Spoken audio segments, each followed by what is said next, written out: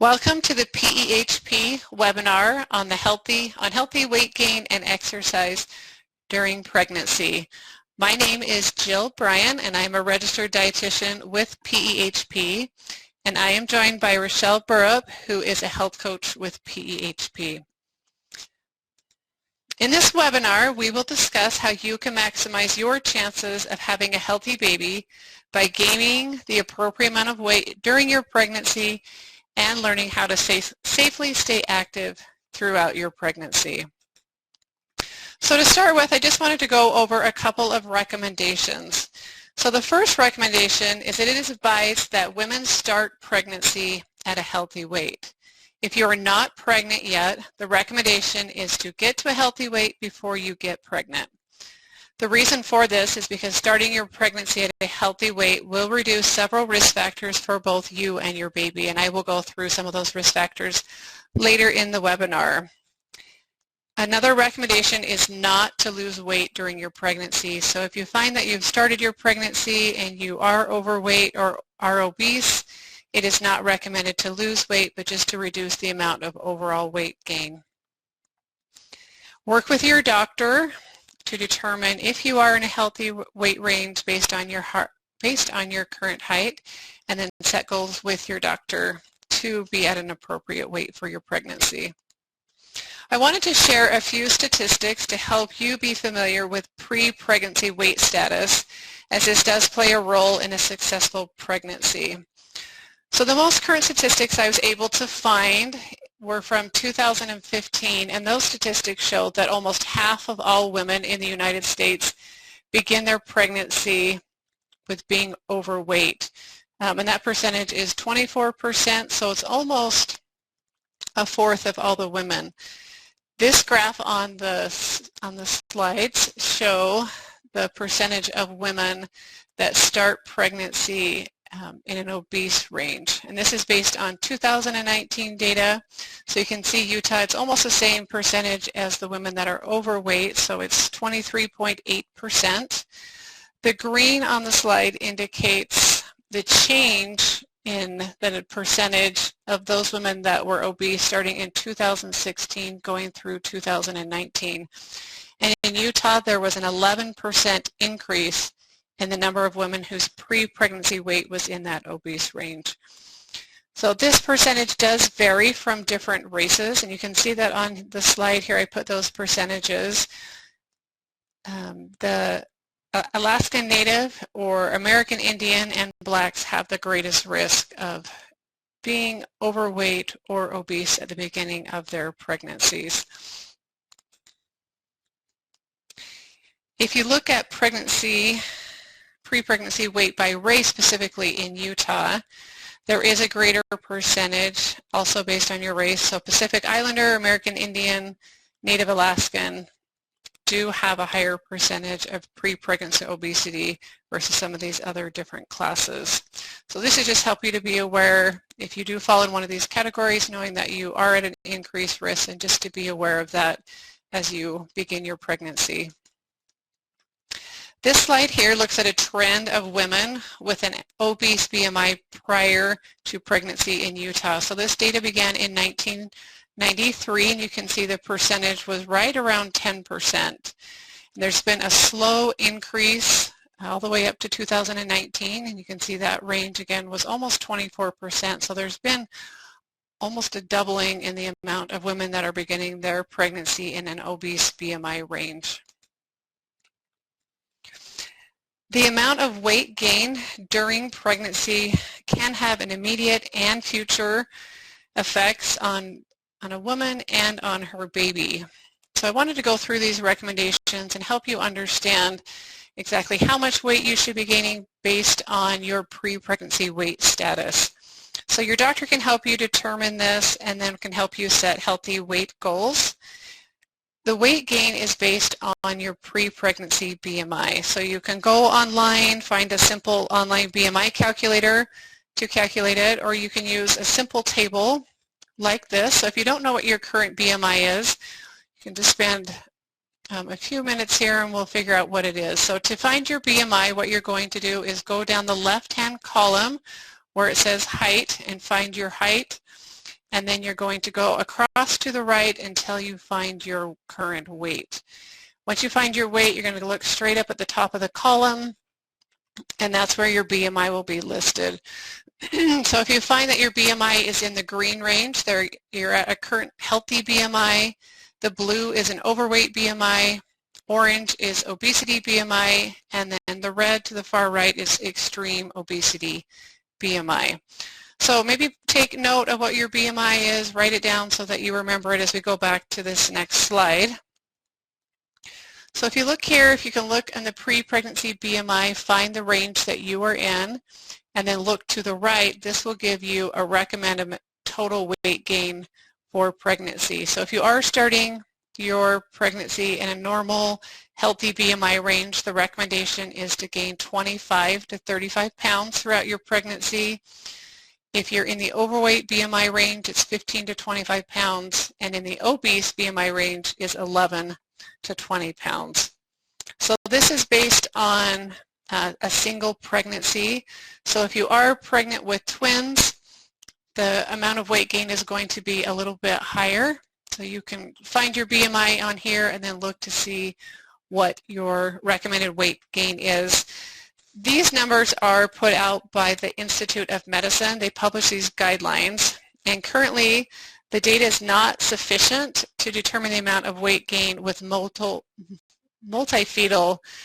gestation. So if you're having triplets or more, there is not a specific guideline set. So it's always important, no matter if you're kind of looking at this, I still would recommend that you discuss your weight and weight gain with your doctor to help determine what's most appropriate for you. If the average baby weighs between 6 to 8 pounds at the time of delivery, you may be wondering where all of the rest of this weight gain goes during pregnancy.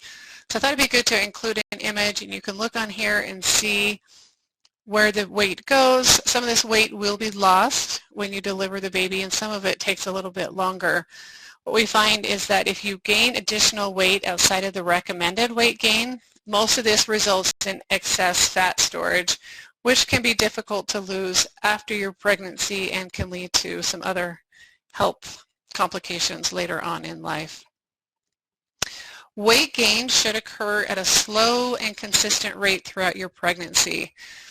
So just as an example, if you're starting your pregnancy, again, in a healthy BMI range, the recommendation is that during the first trimester, which is the first 13 weeks, that you should gain between 2 and 4 pounds. So during the next 2 trimesters, so the second and third trimester, which would be weeks 14 through 40, the recommendation is to gain about 1 pound a week. And again, these are general guidelines. It may differ for each person based on your own body. But again, your doctor will typically weigh you at each visit. They keep a close eye on this to make sure you're not gaining too much weight too quickly. It can help give you some guidelines. If you're starting your pregnancy in the obese BMI range, your overall weight gain is going to be less, and so the recommended amount of weight gain is going to be a little bit different.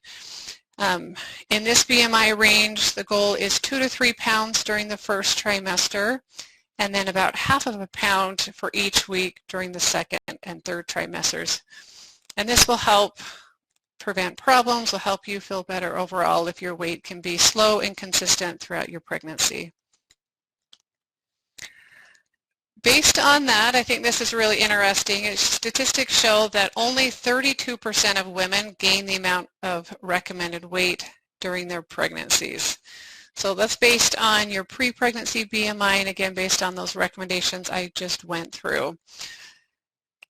And then it shows, based on here, you can see 21% are below, so they're not gaining enough weight, and then 48% of women are gaining too much weight. So you may be wondering, why is it so important? Why does it really matter if I'm gaining too much or not enough based on your beginning weight at pregnancy? So I'm going to go through some of these risks just to make you aware of them. Not every woman that gains too much or not enough will experience these, but these are just based on research, what research is showing can happen. So there are several possible risks for you as the mother if you gain too much weight during your pregnancy. So I just want to go through some of these possible adverse outcomes that can occur.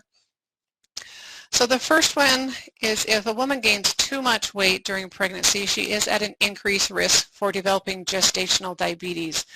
So this is a type of diabetes is diagnosed specifically during pregnancy, usually during the second trimester. This does typically resolve after the baby is delivered or shortly thereafter, but it does put a woman at an increased risk for developing type 2 diabetes later on in life. Another potential adverse outcome can be hypertensive disorders. So these are related to having high blood pressure. And the two major ones we see are preeclampsia and eclampsia, and these are both high-risk situations for the mother and the baby. There can be complications during labor and delivery. So if the mother gains too much weight, especially if she does have gestational diabetes, what can happen is the baby will be large for gestational age, so they'll gain more weight, be a larger baby. When that happens, it can make it more difficult in the delivery of the baby. So sometimes what happens is something called shoulder dystocia. This is when the baby's head has delivered, but one or both shoulders will get stuck in the mother's pelvis during delivery. This results in an emergency situation. Sometimes the baby is too large, so it has to be delivered through a cesarean delivery. And then if there's too much weight gain and the mother's unable to lose the weight after delivery, maybe there's another pregnancy soon after, there is an increased risk for developing a number of different chronic conditions such as high blood pressure, cardiovascular disease, diabetes, and then some different mental health issues as well. So there are a number of possible adverse outcomes for the mother to be aware of. When we look at how does weight gain specifically affect the baby, so we looked and we saw there was a pretty good percentage of women that don't gain enough weight. If this is the case, there is a chance that the baby may be too small. This is small for gestational age. This does have increased risk for long-term health complications depending on the size of the baby when they were born. There can be preterm labor, and then there is an increased risk for fetal mortality and morbidity. There was a much bigger percentage of women gaining too much weight, so just wondering how does that affect the baby, or what are some possible complications? So I mentioned having a baby that's too large, so it's called macrosomia, and this is defined as a baby being 8 pounds 13 ounces or larger. Sometimes when this happens, the baby has a hard time regulating their blood sugar levels at birth. Blood sugar levels can be too low, and sometimes they require a couple of days in the NICU to help stabilize those blood sugar levels. Trauma for the baby at birth if the baby is too large, possible birth defects, breathing difficulties, and then metabolic syndrome, which involves increased blood pressure and cholesterol for the baby. And then there is research that shows if a baby is born large at birth, that there is an increased risk for that child to have childhood obesity as well as they get older. So just some possible risks. Again, not every baby is going to experience these, but there is an increased risk depending on weight gain of the mother throughout her pregnancy. So you may be wondering, what are some steps you can take to help meet the recommended weight gain recommendations throughout your pregnancy? So there are 4 basic steps you can take. I'll just go through each of these quickly. The first one is to make a plan with your doctor. Your doctor can help you determine the correct amount of weight you should gain so that you can help avoid some of these possible risk factors. The second is to eat a balanced diet. Third is to know how many calories you need. And then the fourth one is to stay active and get active, or get active if you're not. And Rochelle will be covering that portion in just a few minutes. So it is really important to eat a balanced diet and to consume the correct number of calories. So you may have always heard that when you're pregnant, you're going to be eating for 2.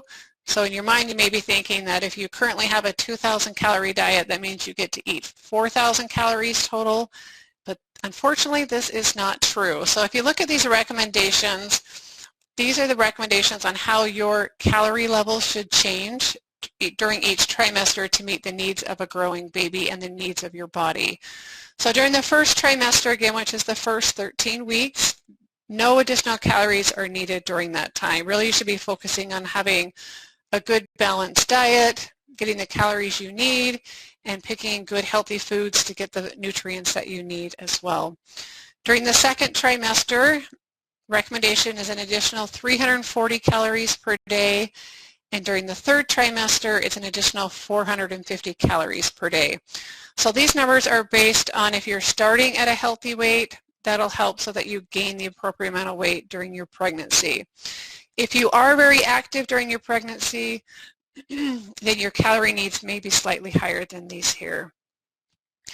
So one thing to consider, excuse me, is that 350 to 450 calories is not a lot of additional food, but you do need a lot of additional vitamins and minerals during pregnancy. So instead of consuming a lot of extra sweets or snacks or desserts that will increase your calories but not necessarily help increase your nutrition, one simple way to get the extra nutrients you need would be to eat 6 whole wheat crackers, 1 ounce of cheese, and a half a cup of milk. And that would provide about 350 calories along with several needed vitamins and minerals during pregnancy. This table is a breakdown of the number of servings from each of the food groups based on total calorie needs. So my recommendation is if you don't know, you can work with your doctor. You can also go to a website called choosemyplate.org, and it will go through, get some information, give you an estimated calorie range of how many calories you need during pregnancy, and then it will actually print off. You can print off or download a copy of this based on your needs.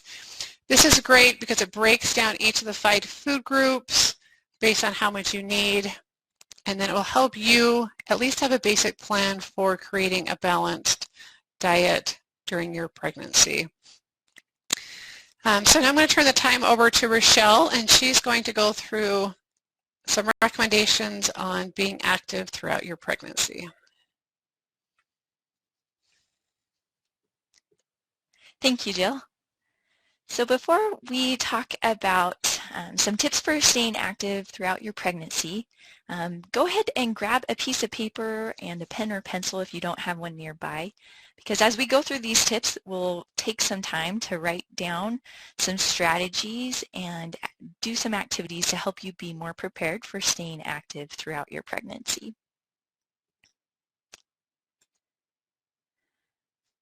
A.T. Still, who's known as the father of osteopathic medicine, said that motion is the first and only evidence of life. For your baby, it is the flicker of movement from their developing heart while it beats. One way we detect life is through movement. It makes living easier, movement helps us feel good, and it also releases our best cells. Ultimately, our bodies work best when they're active.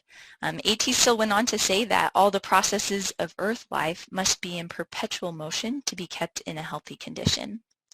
So let's review some of the benefits that come from being active. Now, I say review because we're probably familiar with at least some of these benefits, if not a majority of them. But as we go through these benefits this time, take note on your piece of paper which benefits really stick out to you, which ones really resonate for you and are benefits that you want to tap into right now and throughout your pregnancy. So to begin, let's start with some physical benefits. These are often the easiest ones to come up with that are the most common, it seems like. So lower blood pressure. Those who exercise regularly, they tend to do better at regulating their blood sugar, so reduce risk for diabetes, and then with that blood pressure, reduce risk for hypertension or high blood pressure. Those who exercise tend to have a lower resting heart rate. They tend to have better control of their body fat, so their body composition tends to be better. This next one is key since we're living in the midst of a pandemic. Those who exercise tend to have better immune system functioning. And they also tend to have better muscular strength, endurance, cardiorespiratory functioning, which just means that you can move with ease. You can go up the stairs and still breathe. You can participate in those activities of daily living with greater ease because you've got that cardiorespiratory functioning at optimal levels. Those who exercise also tend to have greater flexibility and also better joint health. In terms of cognitive benefits, those who are physically active have better mental functioning, and this is specifically in regards to memory, sharper or more clear thinking or creative thinking, and also greater problem solving. One researcher states that exercisers will outperform couch potatoes on cognitive tasks such as memory, attention, reasoning, problem solving. And I think that's kind of interesting as we think about just beyond the physical, but also what exercise can do to our brain, for our brain.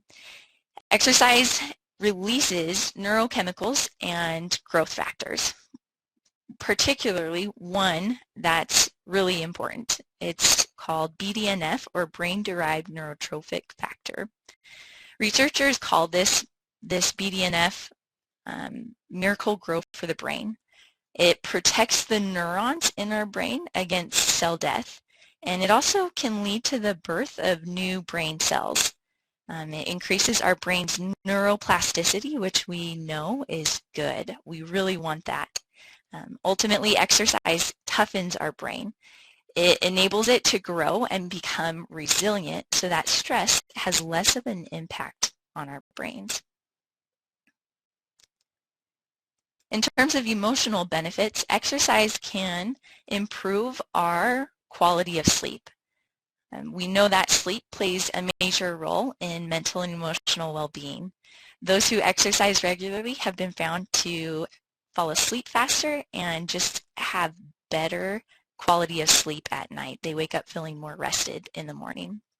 Exercise has also been found to reduce depression by about 25%. Researchers say it's as effective as Zoloft. In fact, one positive psychology researcher actually makes the point that if exercising is like taking an antidepressant, not exercising is like taking a depressant. Exercise can also, in terms of emotional well-being, increase our confidence and our self-efficacy.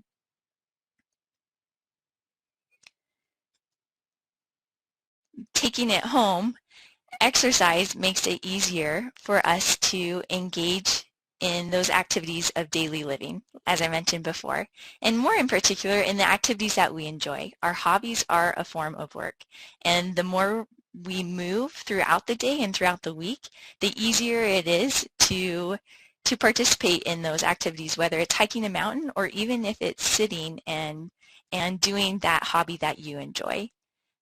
Exercise makes living easier. And in terms of social benefits, exercise actually gives us more time. Research has found that a physically active person can expect to live 7.2 quality years longer than their sedentary overweight counterparts. That's a long time to get back or to gain from being active. As a health coach, I often get to talk to people about why exercise or taking care of their health in that way is important to them. And some of the most frequently cited reasons why exercise is important to individuals is because they want to feel better. They want to be around for their family. They want to be able to keep up with their kids. They want to be there for their grandkids. Or maybe some other ones have been they want to take care of their parents or even their partner who has a chronic condition. Again, ultimately, exercise, regular movement, physical activity, whatever you want to call it, makes us better at living life in all of these areas. So streamlining these benefits down, what can exercise do for you and your baby? What are the pregnancy-related benefits? So exercising throughout your pregnancy can actually help you and your baby gain the right amount of weight, as Jill mentioned previously. It can reduce your risk for gestational diabetes, and it can reduce backaches, constipation, swelling, leg cramps, bloating, and therefore reduce discomfort.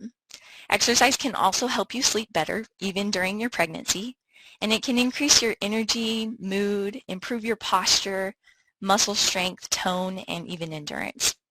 In fact, research has found that exercise can help you stay fit so that your ability to cope with labor is greater. Some studies suggest that a mother's fitness level may lead to shorter labor, fewer medical interventions, and less exhaustion during labor. It may also decrease the pain while giving you the endurance you need to get through your labor. Ultimately, being active throughout your pregnancy can also help you be more resilient so that after giving birth, it's easier to bounce back. So with these benefits in mind, if you haven't already, write down why being active throughout your pregnancy is important to you. Is it because you want to be the best mom you can be? You want to tap into the better sleep, that specific benefit? Or maybe being active throughout your pregnancy connects you to a value. Go ahead and pause the video to write down why being active during your pregnancy is important to you.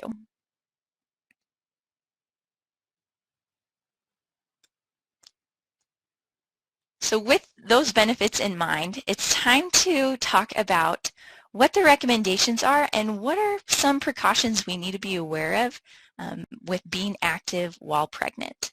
So first of all, the American College of Obstetricians and Gynecologists state that pregnant women should be getting at least 150 minutes of moderate intensity aerobic activity every week. So let's break that down. Aerobic activity is any activity in which you move your large muscles in a rhythmic way. So this would be like your legs and arms. Moderate intensity means you're moving enough to increase your heart rate and to start sweating. One of the best ways to determine if you're in that moderate intensity range is to use the talk test. So that test is basically if you can still have a conversation but cannot sing while doing that movement, that means you're in the moderate range. So putting both those pieces together, moderate aerobic activity could be things like brisk walking, general gardening like raking or weeding. Maybe at the beginning of your pregnancy it looks like biking, or it could even be something like swimming.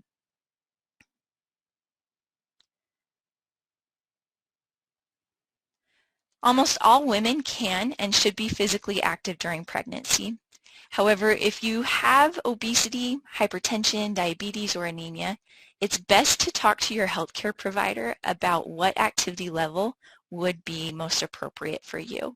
That's always a great place to start, informing your physician about your plans of being active. So what are some of the pregnancy-related changes we need to be aware of while being active? So as the pregnancy progresses, there are a few precautions to take. Let's address 3 of those right now. So the first one impacts our joints. So during pregnancy, hormones like relaxin and progesterone are released. And these hormones are significant because they cause the ligaments to relax, which can make your joints hypermobile and therefore at greater risk of injury. The main point right here is during your pregnancy, if you're stretching, be careful that you do not stretch too far because your joints will be looser than they normally would be outside of pregnancy. One of the biggest changes that occur during pregnancy is that one's center of gravity changes. With that extra weight in front of your body, this can place stress on your joints and muscles, particularly those in your lower back and pelvis, which can actually lead to lower back pain. With this change in your center of gravity, you may also be less stable and therefore more likely to lose your balance and fall, especially in later pregnancy as that weight at the front of your body is greater, and also you cannot see your feet as easily. And with this change in your center of gravity and carrying more weight at your front, it will require your body to work harder than before your pregnancy, and therefore your risk of becoming overheated and dehydrated is greater. So with those in mind, what can we do to stay safe? What can you do to make your exercise routine safe for you and your baby? First, we want to drink fluids before, during, and after to keep you from overheating and becoming dehydrated. With that, that includes avoid exercising in hot, humid weather. Do not use any steam rooms, hot tubs, or saunas. And be aware of the signs of dehydration, which include dizziness, a racing or pounding heart, urinating in small amounts, or having dark yellow urine. We also, building off of that, we also want to make sure that you're wearing comfortable clothing, clothing that will keep you cool, and also clothing that will give you the support that you need. So you want to make sure you have clothing that fits you well and protects your breasts. Support is key here. Exercise may aggravate some lower back pain and also what is called round ligament pain. The round ligament is a thick ligament that surrounds and supports the womb or uterus. This ligament normally tightens and relaxes slowly, kind of like a rubber band. However, round ligament pain is when there's a sharp pain or jabbing feeling felt in the lower belly or groin area on one or both sides. Sudden movement can cause this ligament to snap. Can cause this ligament to tighten quickly. Snapping would be quite the problem, right? So movement can cause it to tighten quickly. This is often common during the second trimester of one's pregnancy.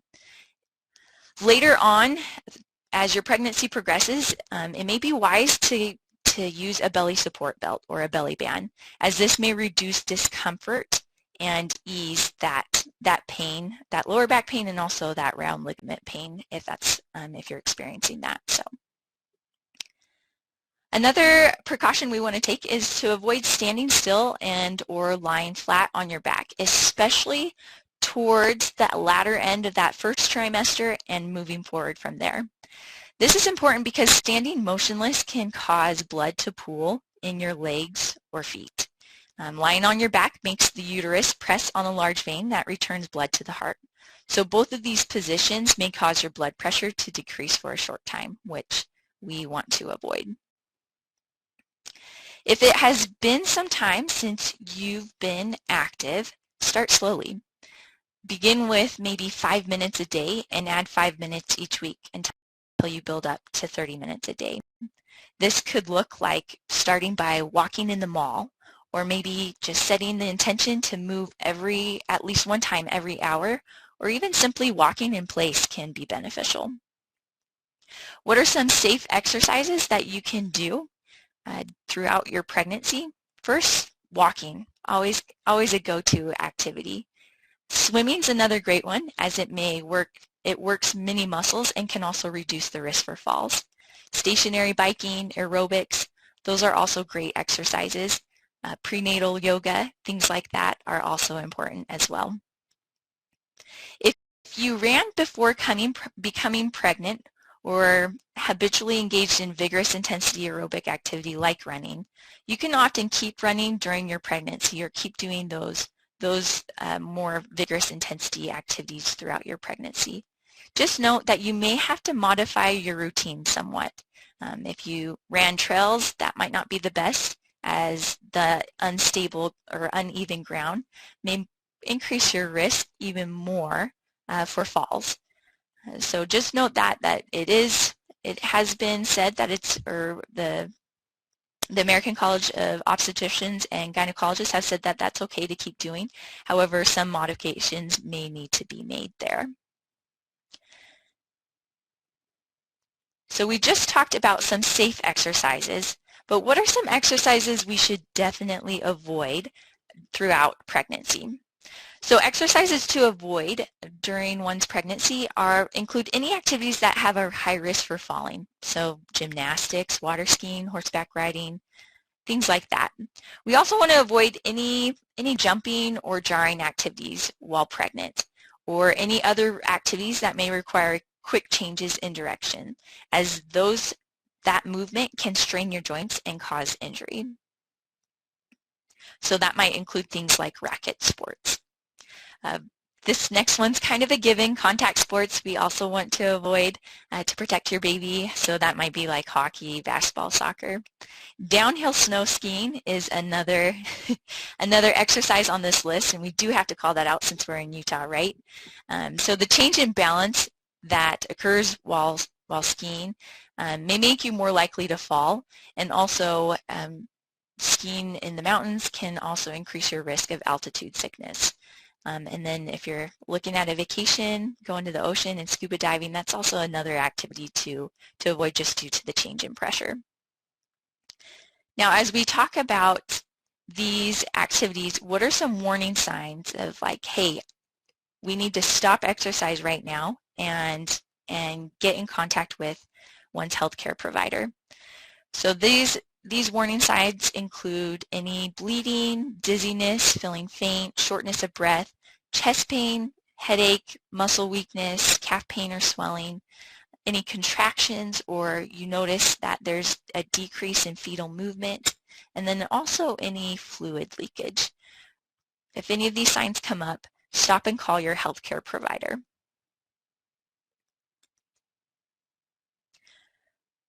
So with those recommendations and precautions in mind, knowing what to expect with being active throughout your pregnancy, go ahead and take 10-20 seconds right now to pause the video and write down which activities that we talked about that you enjoy, or maybe there's some activities that we didn't address that you know you would enjoy doing throughout your pregnancy and it's realistic and safe for you. Go ahead and create that list right now, pausing the video, because we will build off of that for the next tip.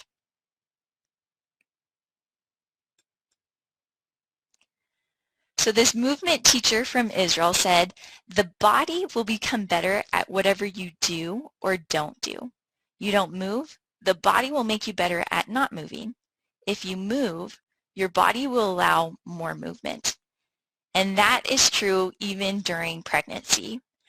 I love how this quote touches on that concept of how the body's in a constant state of change. Whether you're being proactive about being active or whether you're sitting most of the time throughout the day, the body is constantly changing regardless of whatever you're doing or not doing. And with that, it also means that the body will adapt. It is resilient and it will change, and movement can become a little bit easier as you're consistent with it.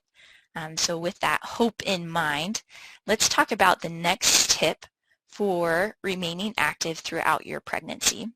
And that tip is to create a plan. Plans are everything.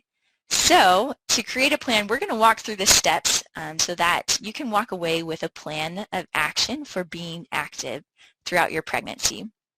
Ultimately, plans are really how we reach our goals, and they tap into our why, that really intrinsic motivation that we have for engaging in a behavior. Plans can improve our self-confidence, direct our attention to those tasks that are the most important. They help mobilize our effort towards those tasks and also can increase our persistence. So we've got this first step down. We've got those activities that you would like to do. If any additional activities come to mind, feel free to add them to your list. So we'll take that list of activities you would like to do, and let's groom that list. Consider which days and times you could do each activity. For example, maybe you've got a prenatal yoga class listed, and next step is to evaluate when could you fit that in your schedule. Is that something that you would like to do first thing in the morning? Does it fit better at your lunch break or on a Saturday afternoon? Go ahead, pause the video, and take some time to write down the days and times of when you could do each activity. The next step is to identify any obstacles, and taking that one step farther. Once we identify those obstacles, we need to create a strategy for overcoming them. These are two key areas in goal setting that are often overlooked. We do need to recognize what could be the hiccups in achieving this goal, this intention that we're setting, and what plan could we create before that obstacle comes up so that we can be even more successful in achieving our goal. So identify any obstacles or barriers and then create or write down a strategy for overcoming those barriers. So for example, an obstacle might be feeling tired, not having enough energy, or being short on time. So your plan may look like, if I feel tired or I'm short on time, then I'll shorten my workout to 5 minutes or 10 minutes. And maybe another obstacle might be your family, your kids pulling for your attention. Maybe that strategy looks like, if my family's pulling for my attention, I will communicate with my partner what I need and create a plan or a strategy for making it happen with them. So go ahead, if needed, pause the video and write down your strategy for overcoming each of those obstacles. The last and final step for creating a plan is to schedule it. Setting target dates for accomplishing your exercise activities will actually provide a sense of urgency to accomplish that, to make it happen, and will also help motivate you. So once you schedule it, post this plan somewhere where you can see it so that you can remember your schedule and have that visual reminder. And then, of course, work your plan.